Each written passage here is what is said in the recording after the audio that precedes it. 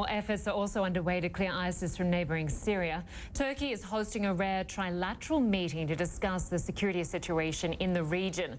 Military leaders from the US, Russia and Turkey have gathered in southern Turkey for these talks. Our Nick Paton Walsh is following the developments and joins us now from Beirut, Lebanon. Nick, there are a lot of competing interests here, and the talks seem to center partly over one town in Syria.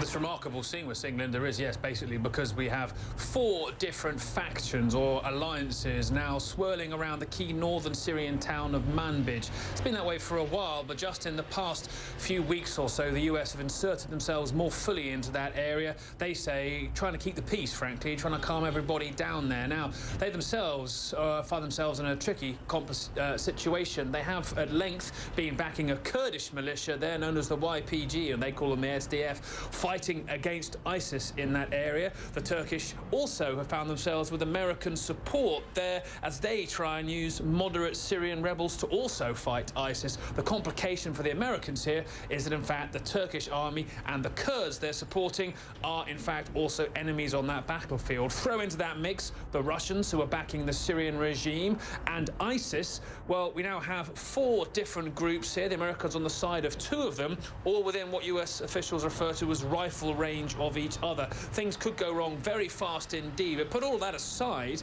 we now have this extraordinary situation where the battlefield in northern Syria has changed so much that the Syrian rebels, frankly, are so much less of a force there that, in fact, it's now these 3 nations sitting down trying to calm things down, effectively carve out what happens next without the Syrian regime. Really unprecedented territory, so different from where we were just months ago, Lynda. And Nick, talking about what happens next, the biggest fight will be the battle for Raqqa, the so-called ISIS capital. How long until we could see an offensive take place there?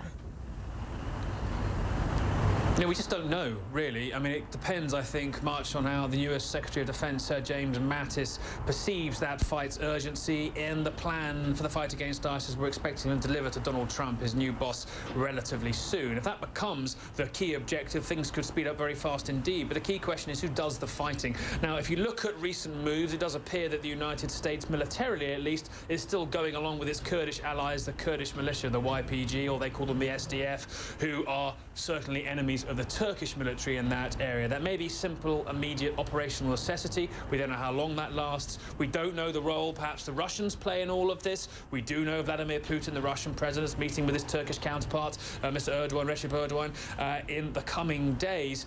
Could that spark a change on the ground? We simply don't know. We do know Raqqa is in the crosshairs, certainly, of the United States and other anti-ISIS players on that battlefield. That will certainly hove into closer focus once the fight in western Mosul starts to come towards an end. The real question, I think, rests in Donald Trump's hands when he says he's going to take on ISIS like, quote, you've never seen before. I paraphrase him there. Does that mean Raqqa quicker? Or does he, like Barack Obama, who had the same impetus to take on Raqqa, face very serious operational challenges on the ground, and the fact that, frankly, anybody trying to fight for that city doesn't seem to agree how it should be done?